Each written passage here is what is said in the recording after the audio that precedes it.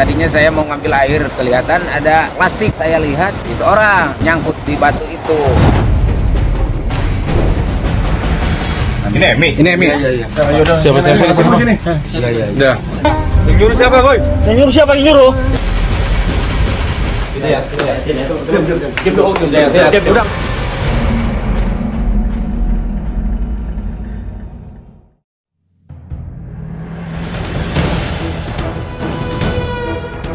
Suasana pantai Cihara di Kabupaten Lebak, Banten mendadak gempar. Warga digegerkan dengan penemuan mayat seorang anak perempuan di pinggir pantai. Saat ditemukan, pakaian berwarna hijau masih melekat utuh di tubuhnya. Jasad gadis kecil itu pertama kali dilihat oleh Inol, pedagang yang berjualan di sekitar pantai Cihara. Awalnya ia mengira ada plastik yang tersangkut. Namun ketika dihampiri, ternyata sesosok tubuh anak kecil dengan kondisi yang mengenaskan. Wajahnya ditutup dengan lakban hitam.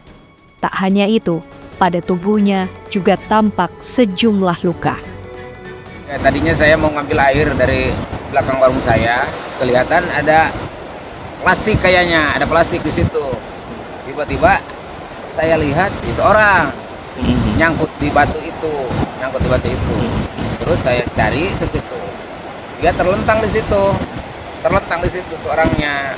Terus saya nyuruh teman saya ambil, takut air naik lagi, nanti dia hanyut lagi gitu. Tahu itu orang dari mana gitu. Tahu hanyut, tahu apa, saya kelihatan ada di situ. Gitu. Itu Pak, untuk kondisi mayatnya sendiri seperti apa, Pak? Terlentang. Nah, untuk kondisi badannya? Masih utuh. Cuman saya nggak lihat mukanya. Mukanya itu dilakban. Siapa gerangan gadis kecil naas tersebut? Mengapa ia bisa bernasib setragis itu? Guna kepentingan penyelidikan, polisi membawa mayat korban ke Rumah Sakit Umum Daerah Bayangkara Serang, Banten untuk dilakukan autopsi. Jadi luka-luka itu ada lebam di kanan kiri, tangan, kemudian di kaki juga ada, di perut juga ada lebam, kemudian juga kalau hasil dari pemeriksaan dari forensik itu juga untuk telinga, hidung maupun mulut ditutup agar tidak berbau.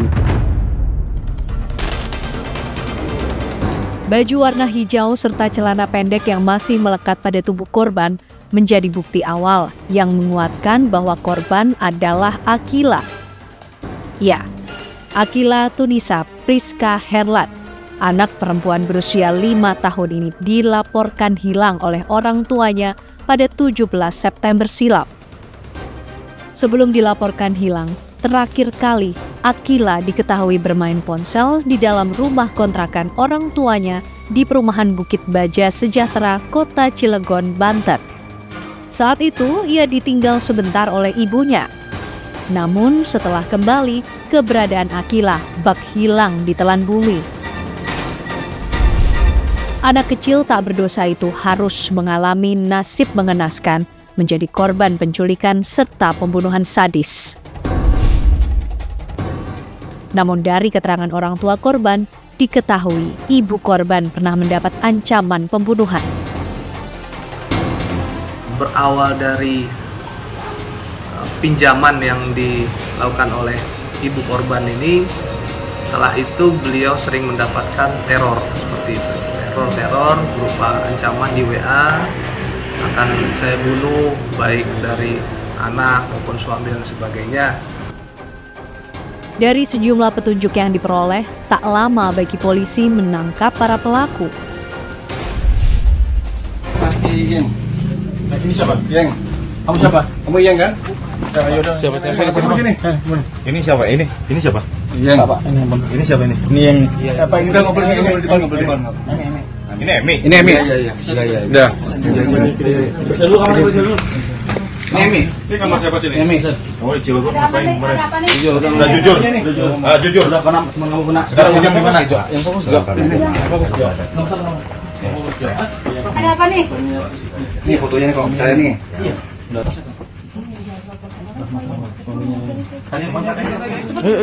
Ayo, cepet. Para pelaku adalah Rahmi, Emi, Saenah, Ujang Hildan, serta Yayan Herianto. Kesaksian para pelaku justru menguak fakta yang mengiris lara. Masalah utang menjadi salah satu motif pelaku tega melakukan perbuatan sekeji itu. Lu bagian ngelakban.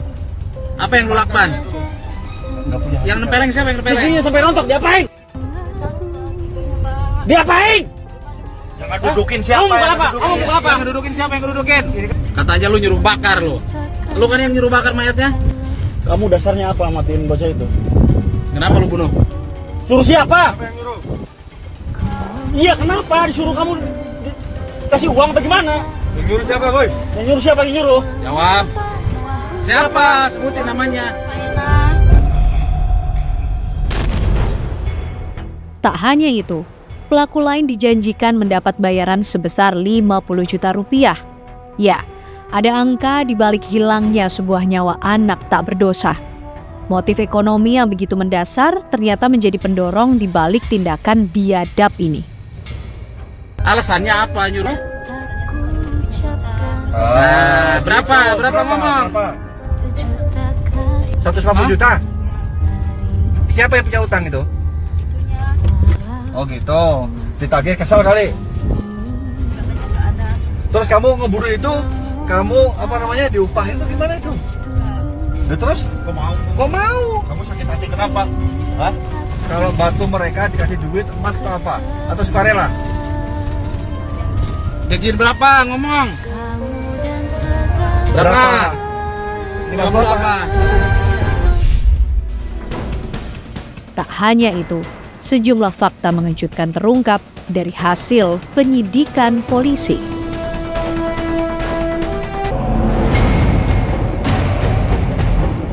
Tadinya saya mau ngambil air, kelihatan ada plastik. Saya lihat itu orang nyangkut di batu itu.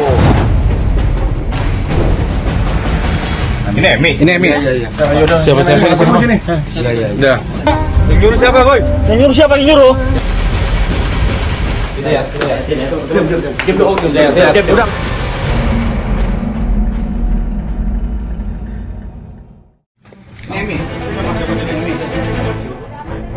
Kasus penculikan yang menimpa Akila Tunisa Priska Herlan, seorang anak kecil, sangatlah menyayat hati. Penangkapan para pelaku ini menjadi obat pelipur lara bagi keluarga korban. Sungguh ironis, 3 pelaku, Rahmi, Emi, dan Saenah, ternyata adalah teman dekat ibu korban sendiri. Orang-orang yang selama ini dikenal ramah dan bersahaja ternyata menyimpan niatan yang jahat. Semua berawal dari niatan baik dengan meminjamkan hutang kepada Rahmi dan Emi. Saya itu dekat sama 3 pelaku ini itu karena kenalnya di Bimba. Jadi anak saya kan sekolah di Bimba ya. Jadi anaknya saya ini yang bernama Fadil itu dari sekolahnya sama dengan anak saya di Bimba. Jadi satu kelas. Dari situ saya udah mulai dekat sama dia karena satu sekolah ya. Awalnya pinjam uang untuk minta bantuan untuk kan dia lagi kesulitan uang untuk biaya bayar kontrakan itu. Saya coba bantu sebisa saya kan. Nah setelah itu memang kooperatif, dia membalikan kembali uang yang sudah dipinjam sebelumnya. Nah, lalu makin kesini lama-lama dia terus pinjam udah kan untuk ini untuk itu dia bilang. Ya saya maksudnya kan saya kan karena udah kenal dekat sama dia ya, dia juga baik sama saya juga nggak ada curiga, nggak ada bicara apa-apa lah gitu kan, karena anak saya dekat sama anak dia. Udah saya bantu sebisa saya. Amelia tak menaruh curiga kepada para pelaku ketika anaknya menghilang. Bahkan Rahmi juga mendatangi Amelia dan ikut melakukan pencarian. Saya pun udah menganggap si Saenah dan Rahmi itu seperti kayak ibunya, kayak gitu lah. Saking sayangnya dia dengan mereka itu udah nggak ada yang dia canggung, dia takut atau apa enggak.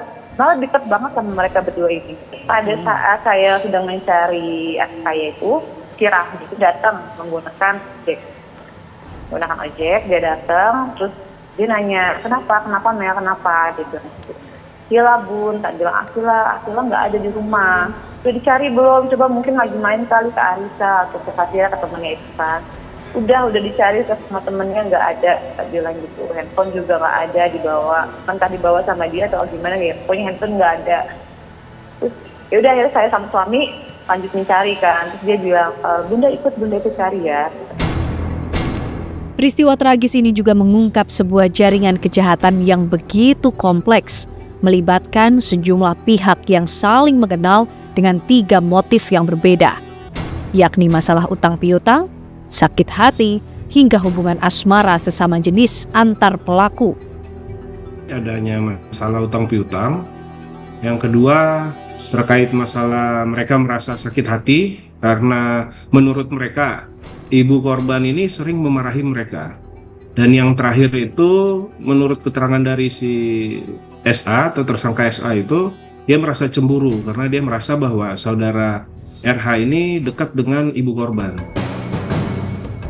Di hadapan polisi, salah satu tersangka, Rahmi, membeberkan kejahatan yang telah direncanakan sebulan lamanya itu.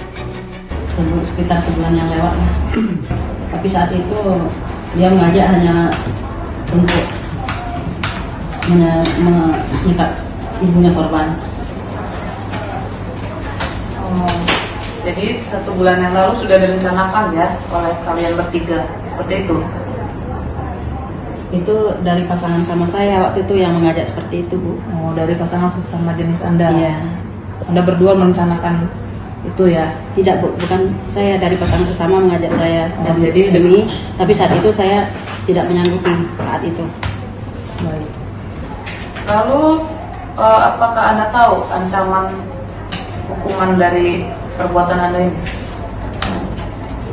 Ya, sebentar itu target berubah dari ibu terus ke anak itu bagaimana ceritanya? Bagaimana ceritanya? Tadinya targetnya ibu kok tiba-tiba si anak menjadi korban. Itu seperti apa? Waktu itu kan kami di rumah, di teras rumah depan. Pasangan sesama saya, si Ena, terus Niro manggil si Emi, kami bertiga duduk di situ. Kalau dari pasangan saya masih tetap yang ibu korban, tapi dijawab oleh yang saudari Emi, kalau ibunya korban tuh kegedean, susah, lagi hamil. Kalau anaknya aja gimana, katanya gitu. Dari Emi ngomong ke kami, terus kata enak ya, kata pasangan saya, dia bilang kalau anaknya ya udah nggak apa-apa.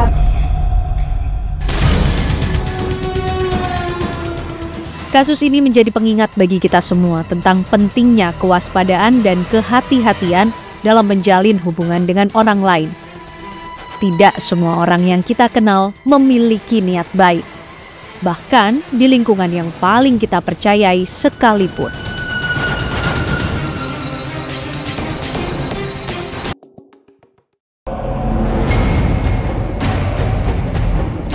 Tadinya saya mau ngambil air, kelihatan ada plastik. Saya lihat itu orang nyangkut di batu itu. Ini Emi. Iya. Siapa sini? Iya. Udah. Yang nyuruh siapa, Boy? Yang nyuruh siapa yang nyuruh?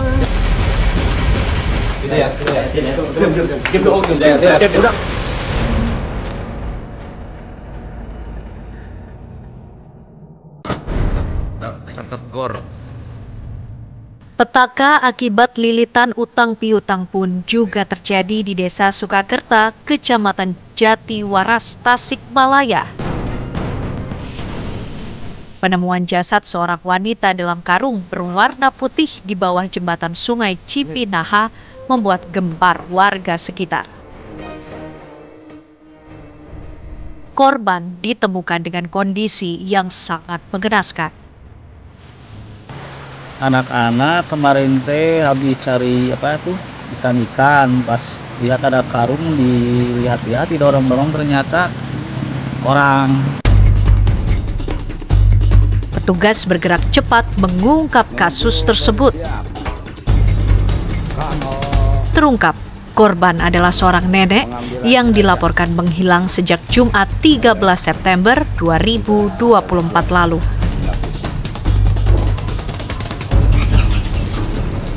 Dari hasil penelusuran, korban yang jasadnya ditemukan terbungkus dalam karung ini diketahui kerap meminjamkan uang kepada nasabah yang berdagang di Pasar Cikurubuk, Tasikmalaya. Korban adalah Purnama Siahaan, seorang wanita lanjut usia, berusia 72 tahun, warga Cihideng, Kota Tasikmalaya.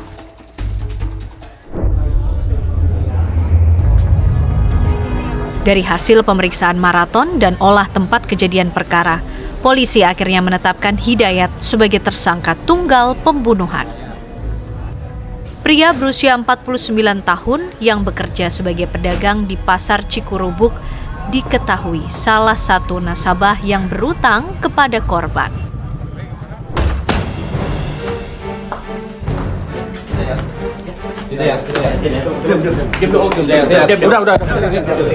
Hidayat ditangkap saat sedang tidur di rumah orang tuanya di Pasuruan, Jawa Timur.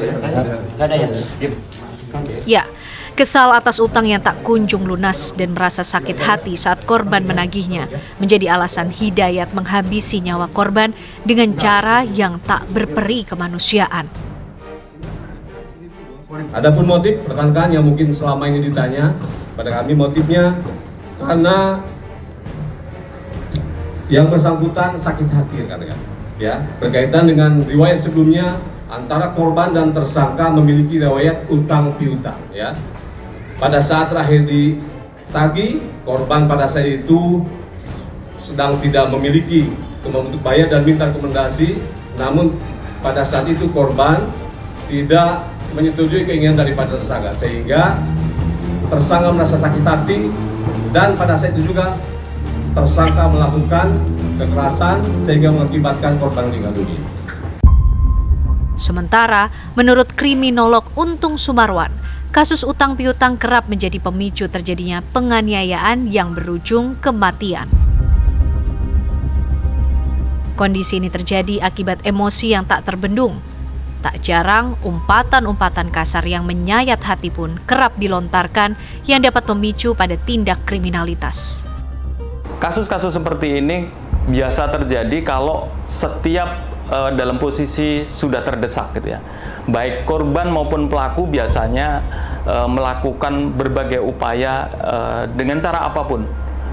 Apakah nanti yang jadi korban, apakah pihak kreditur atau debitur yang menjadi korban itu sebenarnya soal lain ya, tapi biasanya siapapun akan melakukan upaya pembelaan semaksimal mungkin, tapi biasanya dari pihak-pihak yang merencanakan biasanya akan lebih siap daripada calon korban gitu ya.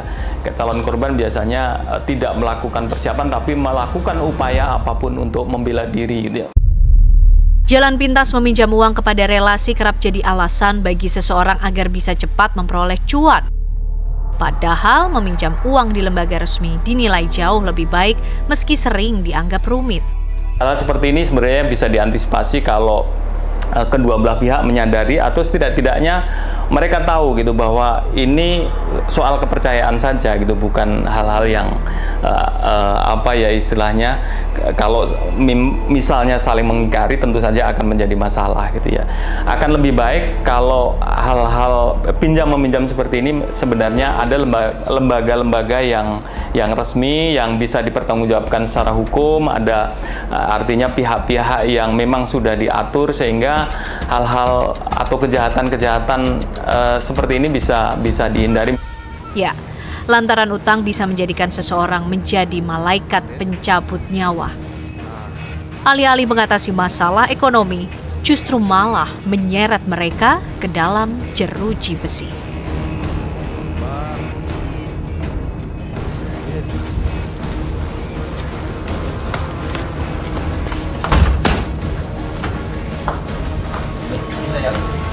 Udah.